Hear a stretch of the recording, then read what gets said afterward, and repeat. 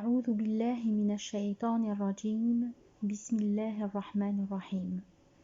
Suite de la sourate 33 Al-Ahzab, les coalisés, verset 36. Aux croyants non plus qu'à la croyante, une fois que Dieu avec son envoyé a tranché sur un cas, il ne reste plus le choix sur leur propre cas. Qui se rebelle contre Dieu et son envoyé se trouve dans l'égarement manifeste. Explication. Ibn Abbas dit: l'envoyé alayhi salatu wassalam demanda en mariage Zaynab, fille de Jahsh, pour son client, Zayd ben Haritha. Elle le refusa hautement. Je suis mieux que lui en noblesse. C'est une femme qui avait quelque aigreur. Après quoi Dieu fit descendre aux croyants non plus qu'à la croyante, une fois que Dieu, avec son envoyé, a tranché sur un cas, il ne reste plus le choix sur leur propre cas. Qui se rebelle contre Dieu et son envoyé se trouve dans l'égarement manifeste. Évidemment, il y a d'autres témoignages disant que le verset est descendu à propos de telle femme ou de telle autre. Mais Ibn Abbas dit que ce verset est de portée générale dans toutes les affaires. Quand Dieu et son envoyé décident une chose, aucun ne doit contredire ou opter pour un autre choix. En référence ces paroles: mais non, par ton maître, ils ne sont pas des croyants, tant qu'ils ne te prennent pas pour juge de ce qui fait entre eux conflit. Et mieux encore, n'accepte ta décision sans la moindre contrariété intime, mais de totale adhésion. C'est pourquoi il insiste en disant: qui se rebelle contre Dieu et son envoyé se trouve dans l'égarement manifeste. Ce segment est synonyme de qu'ils prennent garde, ceux qui contreviennent à son ordre, de ne pas succomber à un trouble ou que ne les frappe un châtiment douloureux. Verset 37. Lors tu disais au gratifié de Dieu, à ton gratifié: retiens ton épouse et prémunis-toi envers Dieu. C'était refouler en ton âme ce que Dieu fait, à présent éclaté. Craindre les hommes alors que Dieu a tellement plus de droit à ta crainte. Aussi, quand Zaïd eut cessé les rapports avec elle, nous te la fîmes épouser, de sorte qu'il n'y ait pas de gêne pour les croyants quant aux épouses de leurs fils adoptifs, une fois que ces derniers ont cessé les rapports avec elle. Décret de Dieu, chose exécutoire. Explication. Dieu informe sur ce que l'envoyé alayhi salatu wassalam a fait avec son client Zayd ben Haritha, le gratifié de Dieu, puisqu'il est devenu musulman, et le gratifié du prophète alayhi salatu wassalam, puisque ce dernier l'a libéré de la condition d'esclave. L'envoyé alayhi salatu wassalam l'avait marié avec sa cousine paternelle Zaynab, fille de Jahsh. Celle-ci était restée avec son époux Zayd près d'une année ou peut-être plus, puis il y eut mésentente entre eux. Alors Zayd alla se plaindre à l'envoyé alayhi salatu wassalam. Celui-ci lui dit: retiens ton épouse et prémunis-toi envers Dieu. Après quoi Dieu dit: c'était refouler en ton âme ce que Dieu fait à présent éclater. Craindre les hommes alors que Dieu a tellement plus de droit à ta crainte. Le segment craindre les hommes alors que Dieu a tellement plus de droit à ta crainte signifie: Dieu a informé son prophète alayhi salatu wassalam que Zaynab, fille de Jahsh, serait du nombre de ses épouses avant même qu'il ne l'épousît. Donc, quand Zayd alla la trouver pour se plaindre d'elle, le prophète alayhi salatu wassalam lui dit: prémunis-toi envers Dieu et retiens ton épouse. Alors Dieu lui dit: je t'ai informé que j'allais te la faire épouser alors que tu refoulais en ton âme ce que Dieu fait à présent éclater, selon Ali ben Hussein. Le segment aussi, quand Zayd eut cessé les rapports avec elle, nous te la fîmes épouser, signifie: on rapporte ce que Zaynab, fille de Jahsh, disait avec orgueil aux autres épouses du prophète alayhi salatu wassalam: ce sont vos parents qui vous ont mariés, moi c'est Dieu le transcendant qui m'a marié de dessus les 7 cieux. Le segment, de sorte qu'il n'y ait pas de gêne pour les croyants quant aux épouses de leurs fils adoptifs, une fois que ces derniers ont cessé les rapports avec elles, signifie: nous t'avons permis de te marier avec elles pour qu'il n'y ait pas de gêne pour les croyants de se marier avec les répudiés de leurs fils adoptifs. C'est que, avant la prophétie, l'envoyé alayhi salatu wassalam avait adopté Zayd ben Haritha, et quand Dieu a rompu ce lien qui était superficiel par sa parole: non plus qu'il ne fait de ceux que vous adoptez vos fils, il a ajouté ce segment: pour confirmer la réalisation du mariage du prophète alayhi salatu wassalam, avec Zaynab, fille de Jahsh, la répudiée de Zaïd ben Haritha. Et c'est pour cela qu'il a dit dans le verset de l'interdiction « Et encore les épouses des fils issus de vos reins », pour émettre la réserve sur le fils adoptif.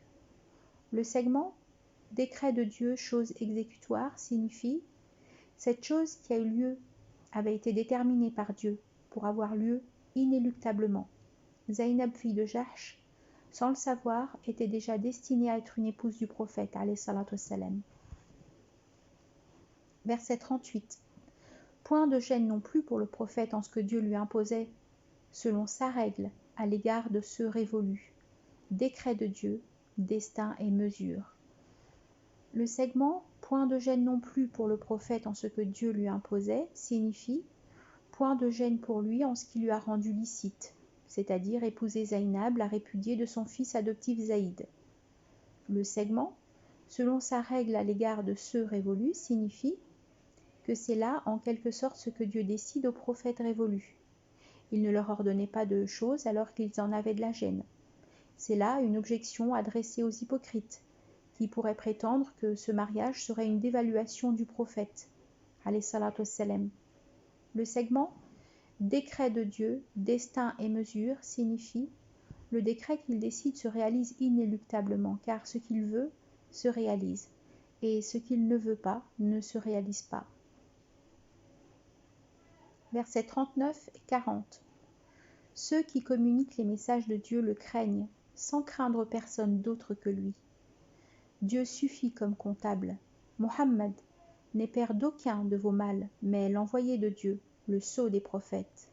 Dieu de toutes choses est connaissant. Explication. Dieu fait l'éloge de ceux qui communiquent en toute fidélité ses messages aux hommes. Le segment « Ils craignent sans craindre personne d'autre que lui » signifie « Ils n'ont peur de personne, pas plus que de leurs attaques ». Le segment « Dieu suffit comme comptable » signifie « Dieu suffit comme assistant et secourant ».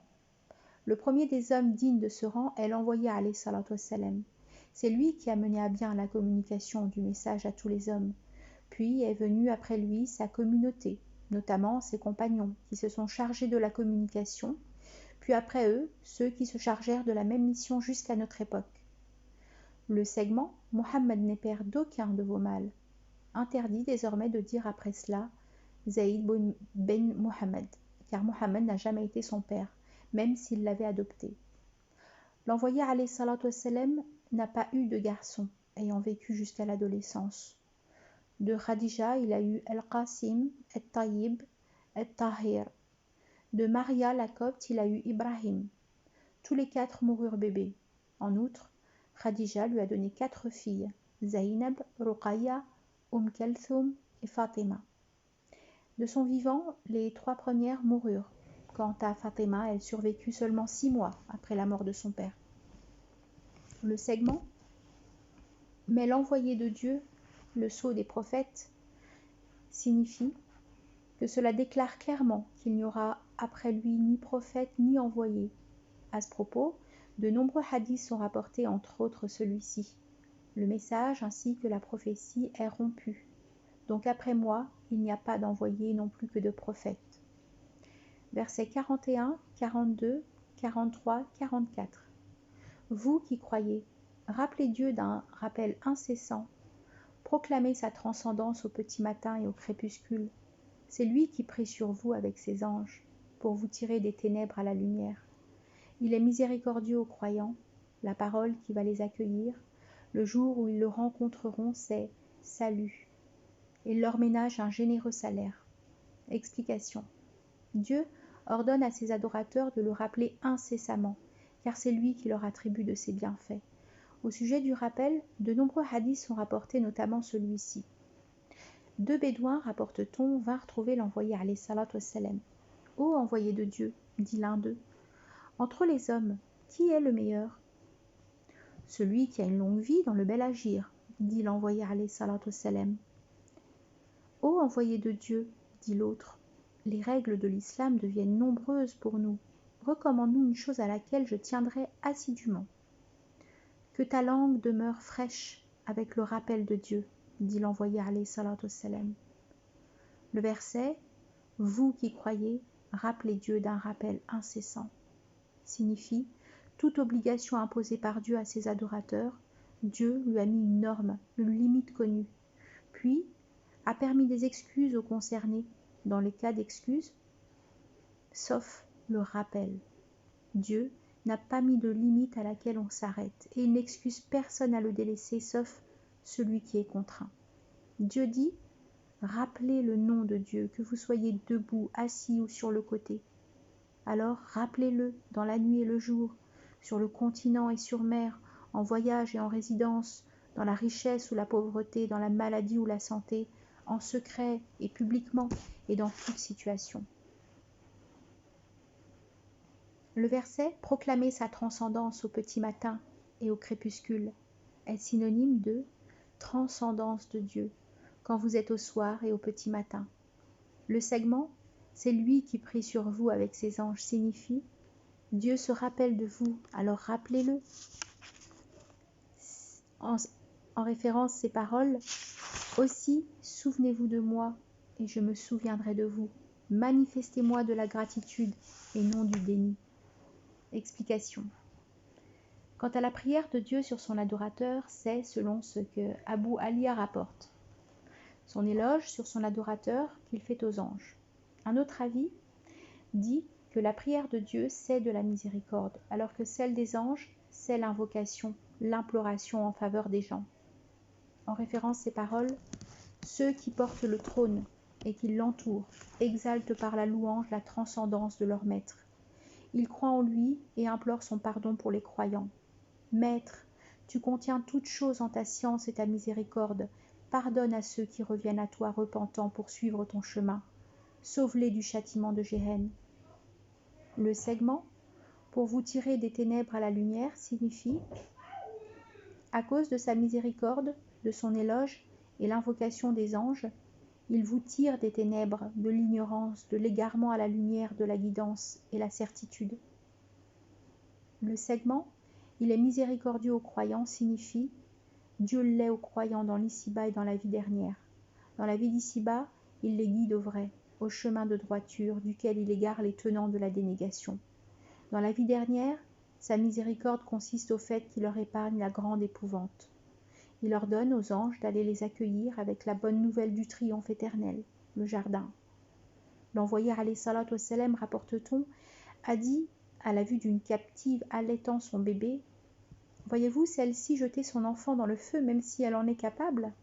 « Non, lui a-t-on dit, par Dieu, » dit alors l'envoyé alayhi salatu wassalam. « Dieu est beaucoup plus miséricordieux à ses adorateurs que celle-ci à son enfant. » Le segment « La parole qui va les accueillir le jour où ils le rencontreront, c'est « Salut ». Explication, signification. Dieu va les saluer le jour de la rencontre dans la demeure dernière. Salut dit de la part d'un maître miséricordieux. Qatada pense pour sa part que ce segment veut dire que les uns et les autres se salueront le jour où ils rencontreront Dieu dans la vie dernière. Ibn Jarir penche pour cet avis qui peut s'appuyer selon nous sur ce verset. Là, leur prière est « Transcendance à toi, ô mon Dieu ».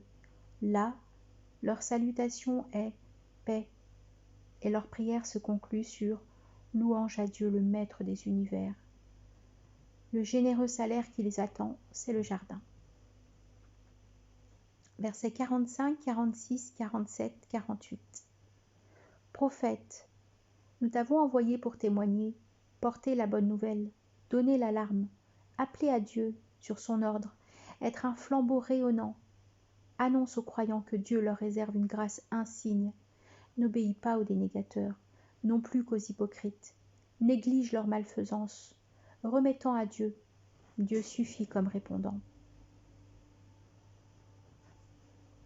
Explication. Selon Hatta ben Yassar, Abdallah ben Amr ben al-As lui a dit en réponse à sa question sur le portrait du prophète alayhi salatu wassalam dans la Torah. Certes, par Dieu, il est décrit dans la Torah par certains traits caractéristiques qu'on trouve dans le Coran. En référence ces paroles, prophète, nous t'avons envoyé pour témoigner, porter la bonne nouvelle, donner l'alarme. De plus, il est un refuge pour les analphabètes. Il est son adorateur et son envoyé. Il n'est ni brutal, ni brailleur dans les marchés. Il ne répond pas à la mauvaiseté par l'appareil. Au contraire, il passe sur la faute. Il pardonne. Il est indulgent. Il ne sera recouvré par Dieu qu'après qu'il aura redressé la religion déviée, c'est-à-dire quand on dira « il n'est de Dieu que Dieu ». Ibn Abbas dit « Après la descente de « Prophète, nous t'avons envoyé pour témoigner, porter la bonne nouvelle, donner l'alarme », l'envoyé alayhi salatu wassalam ordonna à Ali et Mu'ad de partir au Yémen en leur disant « Allez-y, mais annoncez la bonne nouvelle et n'effarouchez pas, facilitez et ne gênez pas par la difficulté, parce que Dieu a fait descendre sur moi, prophète, nous t'avons envoyé pour témoigner, porter la bonne nouvelle, donner l'alarme. » Ainsi donc, ce verset signifie « Tu as été envoyé pour témoigner que je suis l'unique et aussi pour témoigner le jour de la résurrection sur les actions des hommes. » En révérence ces paroles, « Et te produisons toi-même en témoin de tout cela, pour que vous témoigniez des hommes et que l'envoyé témoigne de vous. Porter la bonne nouvelle » signifie porter la bonne nouvelle de la belle récompense aux croyants. Donner l'alarme signifie donner l'alarme aux dénégateurs. Et appeler les hommes, c'est les appeler à l'adoration de leur maître. Être un flambeau rayonnant, autrement dit, le vrai que tu apportes est manifeste comme le soleil. Le segment n'obéit pas aux dénégateurs, non plus qu'aux hypocrites. Néglige leur malfaisance, signifie ne leur obéis pas et n'écoute pas ce qu'ils disent. Passe sur ce qu'ils commettent et remets leur affaire à Dieu. C'est pourquoi Dieu dit « Remettant à Dieu, Dieu suffit comme répondant. »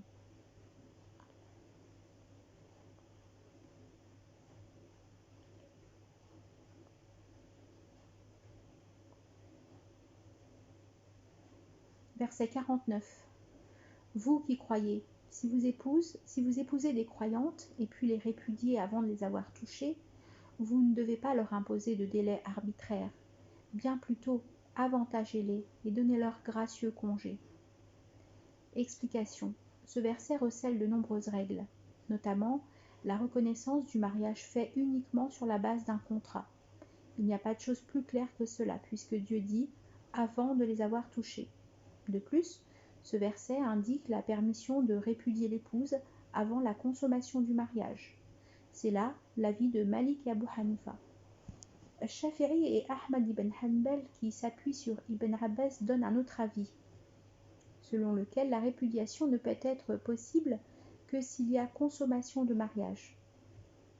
Car selon eux, le segment dit « Vous qui croyez, si vous épousez des croyantes, et puis les répudiez. »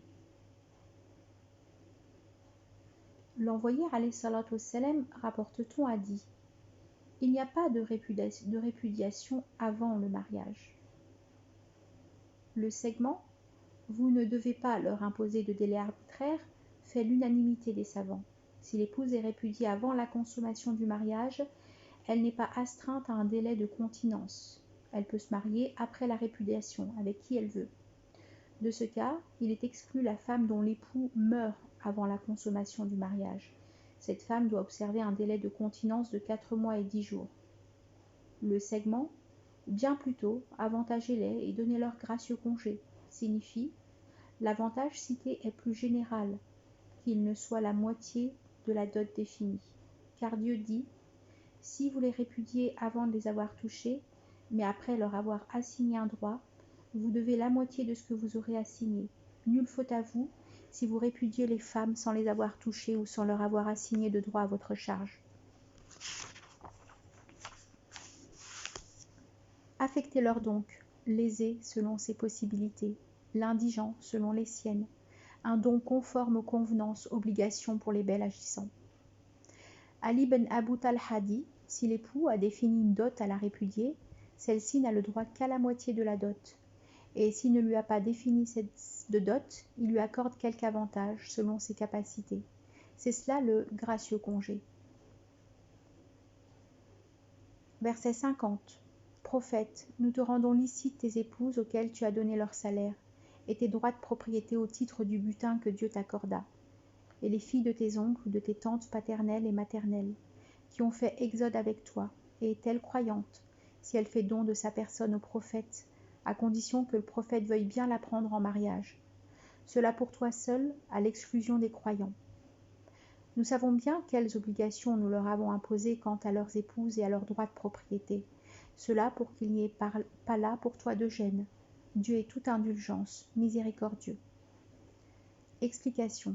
Dieu s'adresse à son prophète alayhi salatu wassalam, en lui disant qu'il lui a rendu licite d'entre les femmes, ses épouses, auxquelles il avait donné leur salaire, c'est-à-dire leur dot, selon l'avis de Mujahid et bien d'autres exégètes. Le segment et tes droits de propriété au titre du butin que Dieu t'accorda signifie Dieu te permet d'épouser tes captives. En effet, l'envoyé alayhi salatu wassalam a eu comme épouse ses droits de propriété, Safia, fille de Huway ben Arteb, et Jouayhira, fille de Al-Harith, Maria la Copte. Le segment et les filles de tes oncles ou de tes tantes paternelles et maternelles permet au prophète alayhi salatu wassalam d'épouser ses cousines. Chez les chrétiens, l'homme n'épousait une cousine que dans le cas où il y avait entre eux une descendance de 7 grands-pères au moins. Chez les juifs, l'homme se permet de se marier avec la fille de son frère ou la fille de sa sœur. C'est pourquoi ce verset est venu pour mettre un terme à l'exagération des chrétiens et à la permissivité des juifs. Hani rapporte-t-on, a dit « L'envoyé alayhi salatu wassalam a demandé ma main. Je me suis excusée et alors il a accepté mon excuse. Après quoi Dieu a fait descendre « Prophète, nous te rendons licite tes épouses auxquelles tu as donné leur salaire et tes droits de propriété au titre du butin que Dieu t'accorda, et les filles de tes oncles ou de tes tantes paternelles et maternelles qui ont fait exode avec toi. Je ne pouvais lui être licite, je n'étais pas de celles qui ont fait exode avec lui, j'étais d'entre les libérés. Le segment qui ont fait exode avec toi signifie qu'ils se sont exilés avec lui à Médine, selon Qatada. Un autre avis de Qatada, celles qui sont devenues musulmanes. Le segment est-elle croyante si elle fait don de sa personne au prophète à condition que le prophète veuille bien la prendre en mariage. Cela pour toi seul. Signifie, il t'est licite d'épouser si tu veux la croyante qui te fait don de sa personne sans demander de dot. Une femme, rapporte-t-on, était venue trouver l'envoyé alayhi salatu wassalam et lui avait dit « Ô envoyé de Dieu, je te fais don de ma personne. » Sur ce, elle était restée longtemps à attendre, après quoi un homme se leva pour dire « Ô envoyé de Dieu, donne-la-moi en mariage si tu n'as pas quelque besoin avec elle. » L'envoyé alayhi salatu wassalam lui dit « As-tu une chose à lui donner en dot ?» L'homme dit « Je n'ai que mon voile-ci. » L'envoyé alayhi salatu wassalam dit « Si tu lui donnes ton voile, tu resteras sans voile pour toi. Alors cherche quelque chose d'autre. » L'homme chercha effectivement mais ne trouva rien. Alors l'envoyé alayhi salatu wassalam lui dit « As-tu avec toi quelque chose du Coran ?» L'homme répondit qu'il connaissait telle sourate et telle sourate.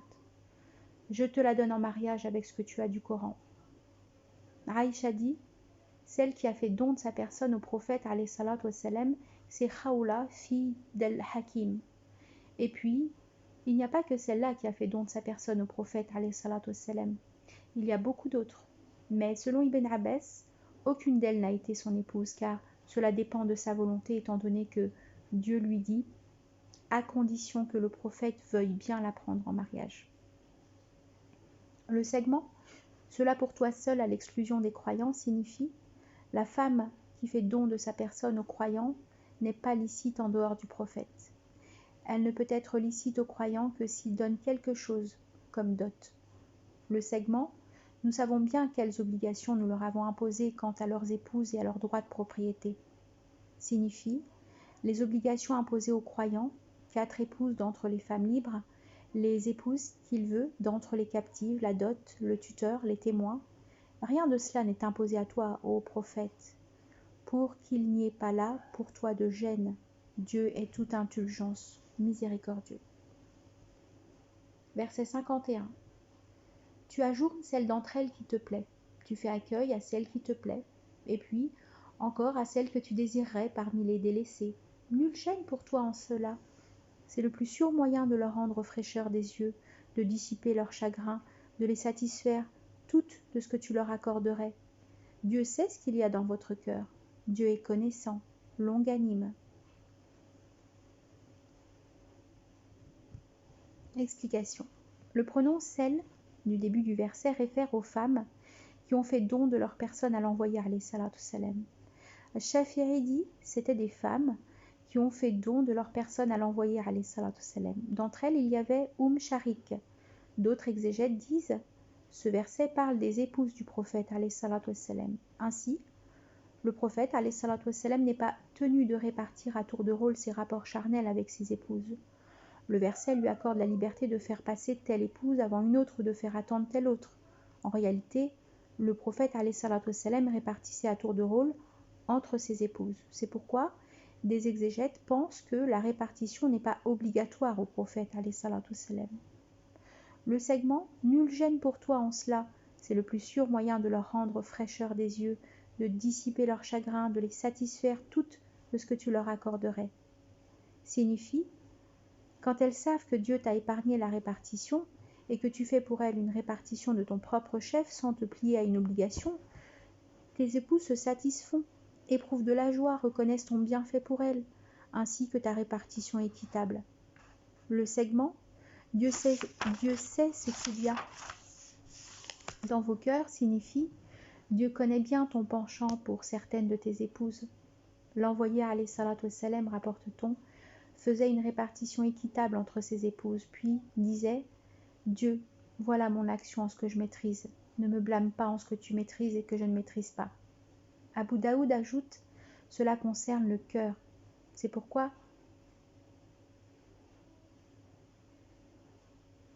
Dieu enchaîne par « Dieu est connaissant », c'est-à-dire de l'être des poitrines, longanime.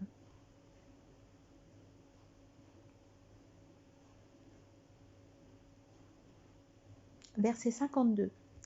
Illicites te sont les femmes hors celles-là, et que tu les échanges pour en épouser d'autres. Dû te plaire leur beauté, mais seulement s'il s'agit de tes droits de propriété. Dieu, de toutes choses, est surveillant. Explication. C'est là une récompense divine pour les épouses du prophète alayhi salatu wassalam qui ont bien agi en portant leur choix sur Dieu, son envoyé et la demeure dernière. Ainsi, quand l'envoyé alayhi salatu wassalam leur a demandé de choisir, elles ont choisi l'envoyé alayhi salatu wassalam. Leur récompense fut que Dieu rendit illicite au prophète alayhi salatu wassalam de se marier avec d'autres femmes ou de changer d'épouse, à l'exception de ses droits de propriété. Un Ansarite, rapporte-t-on, dit à Ubay ben Ka'b, « Que vois-tu si les épouses du prophète alayhi salatu wassalam étaient mortes ?» Le prophète alayhi salatu wassalam ne pourrait-il pas alors se marier? Et qu'est-ce qui les empêcherait? Dit Ubay ben Ka'b. La parole divine, illicites sont les femmes hors celle-là, dit l'Ansarite. Dieu, dit Ubay, lui a plutôt permis une catégorie de femmes. En référence à ces paroles, prophète, nous te rendons licite tes épouses jusqu'à est-elle croyante si elle fait don de sa personne au prophète. Puis il lui a été dit, illicites te sont les femmes hors celle-là. Ibn Abbas dit, il a été interdit à l'envoyé alayhi salatu wassalam des catégories de femmes, sauf celles d'entre les croyantes exilées en raison de la parole divine. Illicites sont les femmes hors celle-là et que tu les échanges pour en épouser d'autres, dû te plaire leur beauté, mais seulement s'il s'agit de tes droits de propriété. Dieu lui a rendu donc licite vos jeunes filles croyantes, et aussi telle croyante si elle fait don de sa personne au prophète. Mais il lui a interdit toute femme ayant une autre religion que l'islam. Quiconque est dénégateur de la foi, ses actions crèvent de leur enflure. Dieu dit aussi, prophète, nous te rendons licite tes épouses, cela pour toi seul, à l'exclusion des croyants. Puis il a interdit à part celle-là les autres catégories de femmes. Versets 53-54. Vous qui croyez, n'entrez pas dans les demeures du prophète sans être invités à un repas, ni sans en attendre le moment. En revanche, quand vous y êtes invités, eh bien, entrez. Après avoir mangé, dispersez-vous, sans devenir familier jusqu'à prolonger l'entretien. Cela blesserait le prophète. Mais la honte qu'il en éprouverait pour vous l'emporterait. Dieu pour le vrai n'éprouve aucune honte. Si vous avez un objet à demander à ses épouses, demandez-le de derrière une tenture, à quoi s'attache davantage de pureté pour votre cœur et pour le leur. Il ne vous appartient pas de blesser l'envoyé de Dieu, non plus que d'épouser de ses femmes après lui. Cela jamais. Ce serait auprès de Dieu très grave. Quoi que vous publiiez ou scelliez, Dieu de toutes choses est connaissant. Explication. C'est là le verset du voile, hijab. Il y recèle des règles de conduite. Omar ben al-Khattab, rapporte-t-on, a dit « Mon avis a coïncidé avec celui de mon maître le Tout-Puissant dans 3 choses.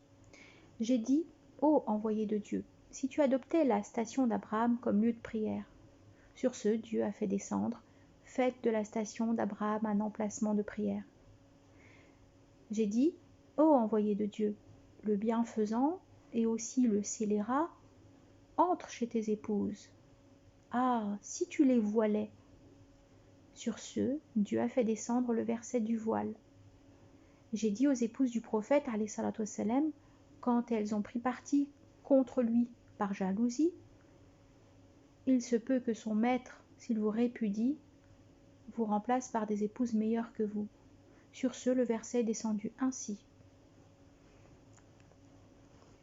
Anas ibn Malik dit, à l'occasion de son mariage avec Zaynab, fille de Jahsh, l'envoyé alayhi salatu wassalam invita ses compagnons.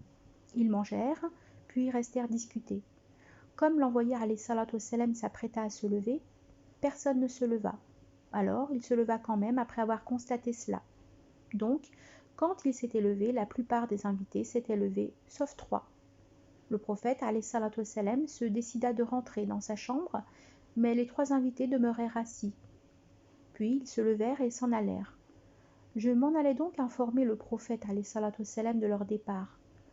Il s'en alla entrer dans sa chambre, je le suivis pour entrer. Il laissa alors tomber le rideau entre lui et moi, après quoi Dieu fit descendre « Vous qui croyez, n'entrez pas dans les demeures du prophète » jusqu'à la fin. Le segment « Vous qui croyez, n'entrez pas dans les demeures du prophète » interdit aux croyants d'entrer sans permission dans les demeures du prophète alayhi salatu wassalam. Il est vrai qu'on se conduisait ainsi avant la descente de l'islam, jusqu'à ce que Dieu leur fit don de cette miséricorde. Le segment « Ni sans en attendre le moment » signifie « Ne guettez pas la fin de la cuisson du repas dans le but de vous faire ensuite inviter, car cela est détesté de Dieu. » Pour l'explicitation du segment, en revanche, quand vous y êtes invité, eh bien entrez. Après avoir mangé, dispersez-vous sans devenir familier jusqu'à prolonger l'entretien. On rapporte ce hadith. Si je suis invité pour manger un membre, dit l'envoyé, alayhi salatu wassalam, je répondrai positivement. Et si on m'offre un pied, j'accepterai. Alors, quand vous terminez ce à quoi vous avez été invité, soulagez les gens de la maison en vous dispersant. Le segment, sans devenir familier jusqu'à prolonger l'entretien, fait allusion aux 3 compagnons qui se sont attardés chez l'envoyé alayhi salatu wassalam. Le segment « Dieu pour le vrai n'éprouve aucune honte » signifie « C'est pour cela que Dieu vous prohibe de vous comporter de la sorte ». Le segment « Si vous avez un objet à demander à ses épouses, demandez-le de derrière une tenture » signifie « Ne regardez pas vers elles, comme il vous a été prohibé de ne pas entrer chez elles. Si quelqu'un d'entre vous a quelque chose à demander, qu'il le demande de derrière une tenture, et qu'il prenne sans jeter le moindre regard vers elles. » Le segment « À quoi s'attache davantage de pureté pour votre cœur et pour le leur » renvoie au comportement prescrit au sujet de la tenture. Le segment « Il ne vous appartient pas de blesser l'envoyé de Dieu non plus que d'épouser de ses femmes après lui, cela jamais, ce serait auprès de Dieu très grave. »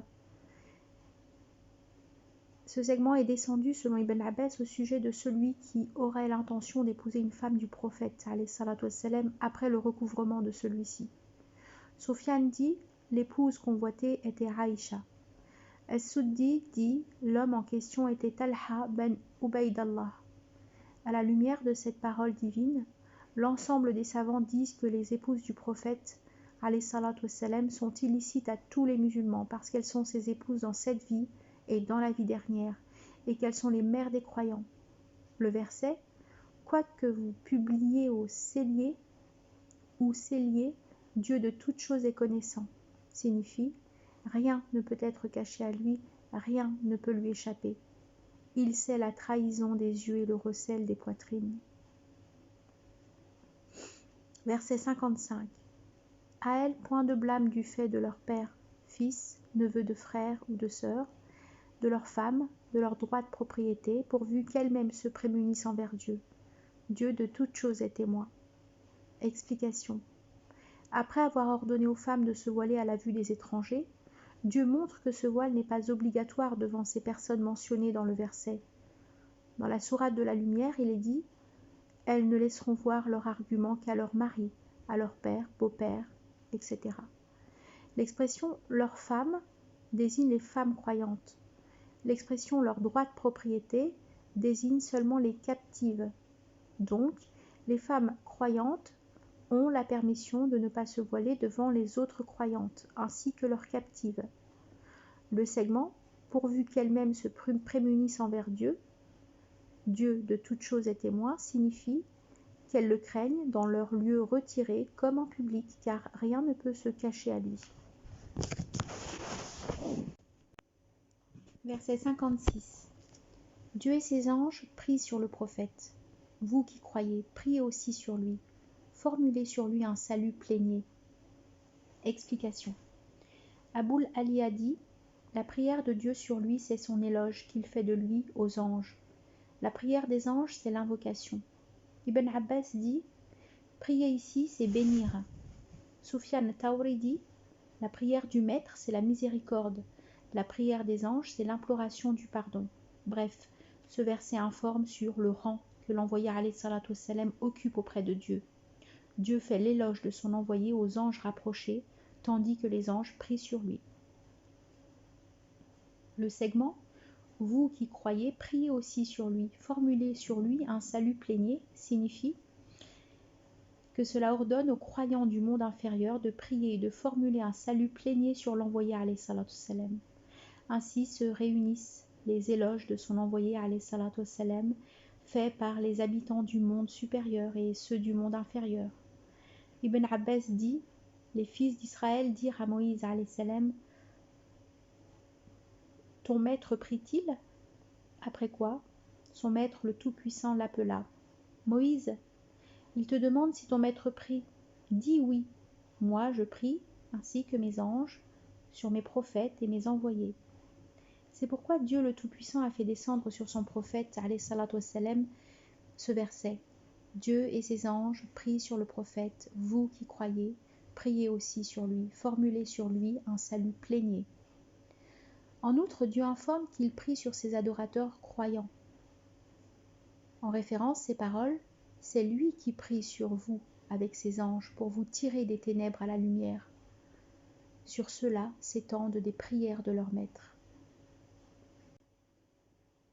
Entre autres hadiths rapportés au sujet de la prière sur le prophète alayhi salatu wassalam, il y a celui-ci de Ka'b ben Ajra.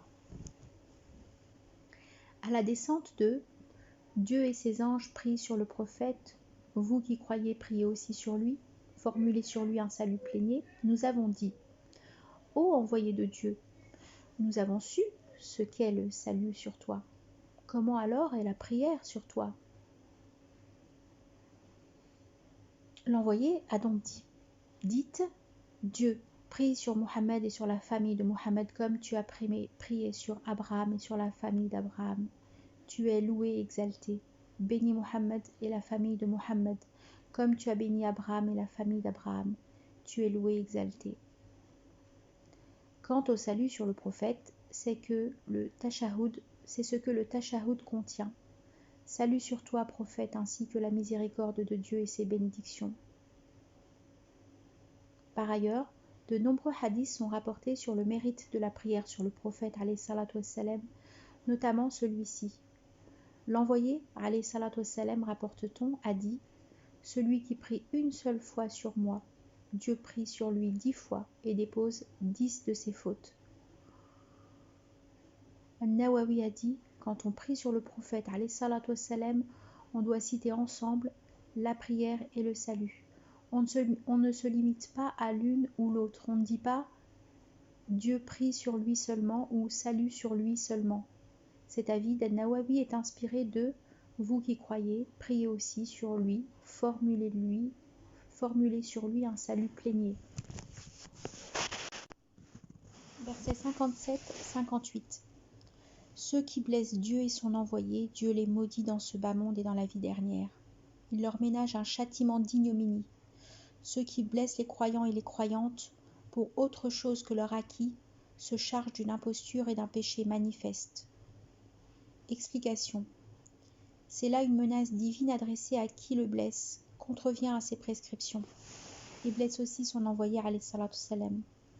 Selon Ibn Abbas, le verset « Ceux qui blessent Dieu et son envoyé » est descendu à propos de ceux qui ont porté atteinte au prophète alayhi salatu wassalam après son mariage avec Safiya, fille de Huway. Néanmoins, l'apparent du verset dit que le verset est général à quiconque blesse le prophète alayhi salatu wassalam, et quiconque le blesse, blesse Dieu, et quiconque obéit au prophète alayhi salatu wassalam, obéit aussi à Dieu.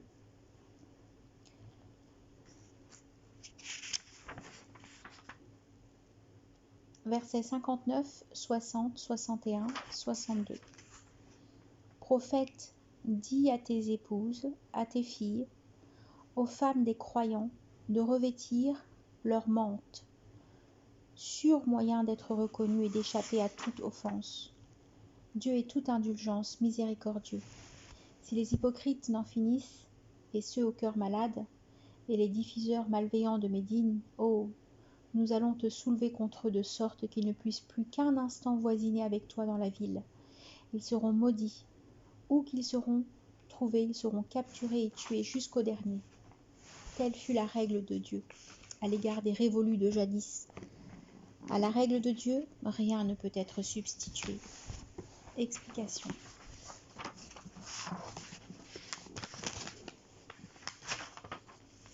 Dieu commande à son envoyé alayhi salatu wassalam d'ordonner aux femmes croyantes, en particulier ses épouses et ses filles, pour leur noblesse, de revêtir leur mante pour qu'elles se distinguent des femmes païennes.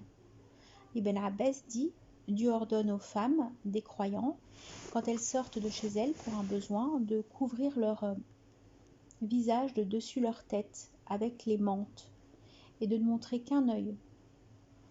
Muhammad ben Sirin dit, j'ai interrogé Ubaydallah al-Salmani sur la signification de prophète dit à tes épouses, à tes filles, aux femmes des croyants de revêtir leur mante.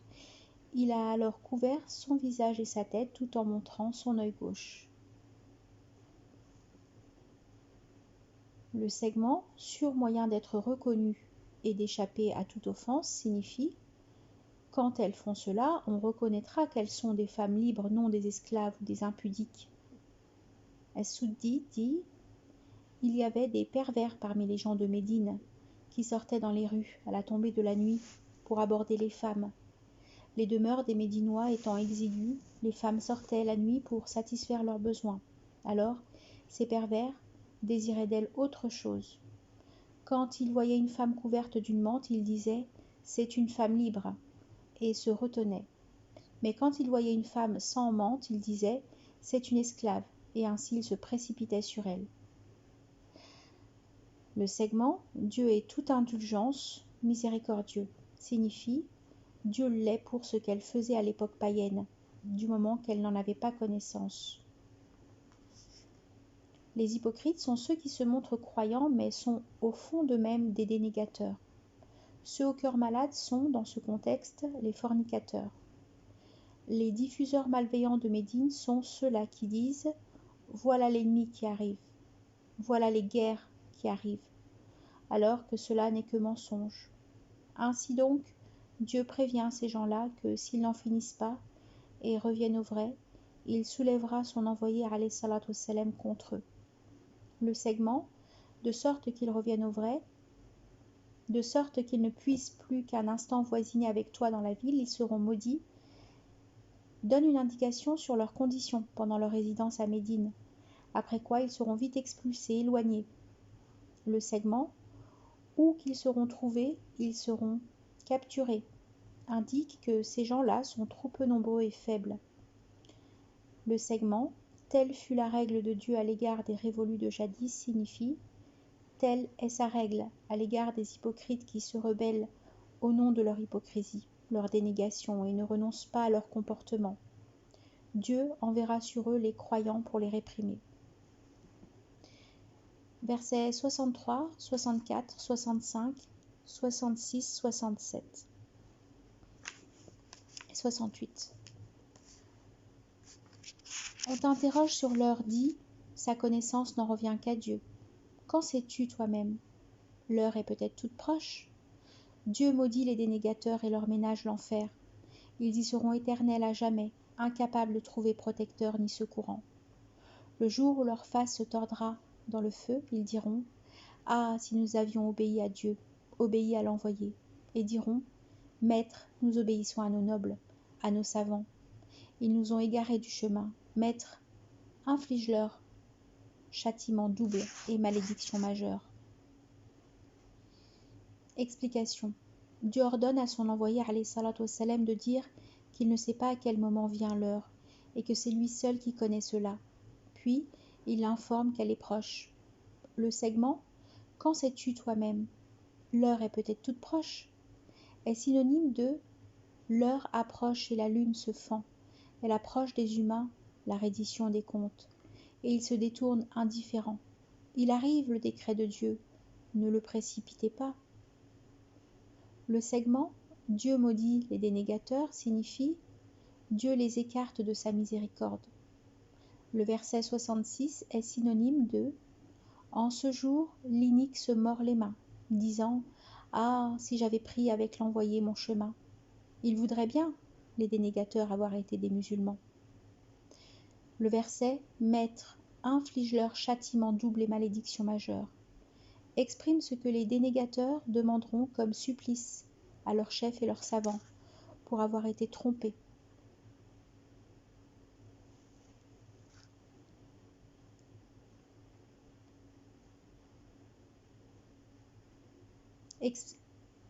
Verset 69. Vous qui croyez, n'imitez pas ceux qui calomnièrent Moïse, mais Dieu l'innocenta de leur dire. Il était considéré auprès de Dieu. Explication. Pour l'exégèse de ce verset, l'envoyé alayhi salatu wassalam, rapporte-t-on, a dit Moïse alayhi salam était un homme pudique. D'ailleurs, par pudeur, il ne laissait rien voir de sa peau. Alors, des fils d'Israël le calomnièrent en disant il ne se couvre ainsi que parce qu'il a un défaut sur sa peau.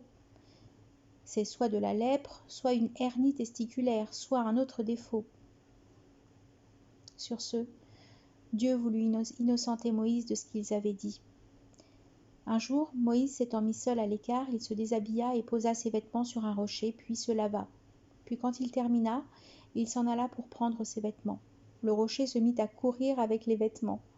Moïse prit alors son bâton, courut derrière le rocher en criant « Mes vêtements, ô rocher, mes vêtements !» jusqu'à ce qu'il arriva devant des notables d'entre les fils d'Israël. Ils le virent nu, de corps bien fait, du mieux de ce que Dieu le Tout-Puissant a créé. Ainsi, il l'a innocenté de leur dire. Quant au rocher, il s'immobilisa. Moïse prit ses vêtements et s'habilla et se mit à frapper le rocher avec son bâton. Par Dieu, continue Abu Huraira, cela avait laissé sur le rocher quelques traces, 3, 4 ou 5. Et c'est cela sa parole, vous qui croyez, n'imitez pas ceux qui calomnièrent Moïse, mais Dieu l'innocenta de leur dire, il était considéré auprès de Dieu.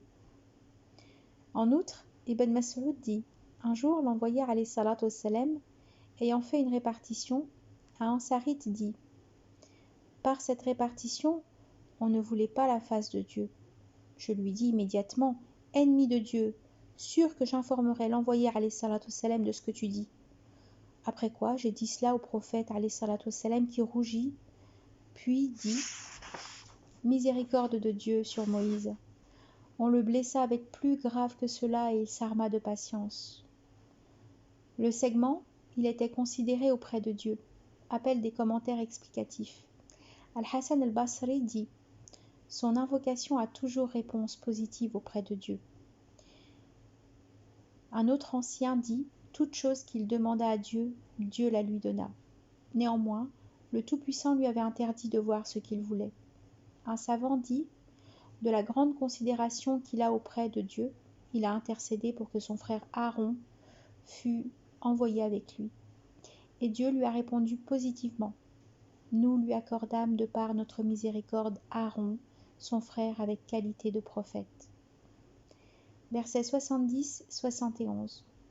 Vous qui croyez, prémunissez-vous envers Dieu. Ne tenez que les propos adéquats, qu'il réforme vos actions, qu'il vous pardonne vos péchés. Quiconque obéit à Dieu, à l'envoyé, connaît le triomphe insigne. Explication. Dieu ordonne aux croyants de se prémunir envers lui, de l'adorer, de tenir langage honnête, correct, sans déviation. En retour, s'ils font cela, il leur promet de réformer leurs actions, c'est-à-dire de les faire parvenir aux actions bonnes et de leur réformer leurs actions, c'est-à-dire de les faire parvenir aux actions bonnes et de leur pardonner leurs péchés révolus. Par conséquent, celui qui obéit à Dieu, à l'envoyé, triomphera du jardin éternel. Abu Moussa al-Ash'ari dit « L'envoyé alayhi salatu wassalam dirigea la prière de Dhuhr. Quand il eut terminé, de sa main il nous fit signe de rester assis. Puis, il nous a dit « Dieu, le transcendant, m'a ordonné de vous prémunir envers lui et de tenir le propos adéquat. » Ensuite, il s'est adressé aux femmes en leur disant « Dieu m'a ordonné de vous prémunir envers lui et de tenir le propos adéquat. » Ikrima dit « Le propos adéquat, c'est « Il n'est de Dieu que Dieu ». Un autre exégète dit « Le propos adéquat, c'est le propos de véracité. » Versets 72-73. Nous proposâmes le dépôt aux cieux, à la terre et aux monts. Ils déclinèrent de s'en charger, tant ils en éprouvaient de transe. L'homme, lui, s'en est chargé, par comble d'ignorance et d'iniquité, afin que Dieu châtie les hypocrites, hommes et femmes, les associants et les associantes, que Dieu se repente sur les croyants et les croyantes. Dieu est toute indulgence, miséricordieux. Explication. Ibn Abbas dit « Le dépôt, c'est l'obéissance. Dieu le leur proposa avant de le proposer à Adam. Ils ne purent s'en charger. Alors il dit à Adam « J'ai proposé le dépôt aux cieux, à la terre et aux monts. Ils ne purent s'en charger. Alors toi, le prends-tu avec ce qu'il contient ?» Adam dit « Maître, qu'est-ce qu'il contient ?» Dieu dit « Si tu agis bellement, tu seras rétribué, mais si tu nuis, tu seras puni. » Adam le prit donc et s'en chargea. C'est cela la parole divine. L'homme, lui, s'en est chargé, par comble d'ignorance et d'iniquité. Ibn Abbas dit encore, le dépôt, c'est tes obligations, les préceptes. Mujahid Zahak al-Hassan al-Basri donne le même avis. Ubay ben Ka'b dit, du dépôt, il y a aussi le fait que la femme garde la probité de son sexe. Qatada dit, le dépôt, c'est la religion, les obligations, les normes. Zayd ben Aslam dit, le dépôt, c'est 3 choses, la prière, le jeûne, l'ablution de l'impureté. Tous ces avis ne sont pas contradictoires, ils convergent sur le fait que l'homme s'est chargé d'accepter les prescriptions et les proscriptions, de sorte qu'en retour il sera rétribué ou puni selon son action. Le segment, afin que Dieu châtie les hypocrites, hommes et femmes, les associants et les associantes, signifie Dieu donna le dépôt au fils d'Adam pour châtier ensuite les hypocrites, c'est-à-dire ceux qui se montrent croyants par crainte des croyants mais dissimulent la dénégation, et les associants et les associantes dont le fond dénégateur est semblable à leur apparence. Le segment que Dieu se repente sur les croyants et les croyantes signifie pour qu'il soit miséricordieux envers ceux qui croient en lui, ses anges, ses livres, ses envoyés et agissent selon ses préceptes. Fin de la sourate.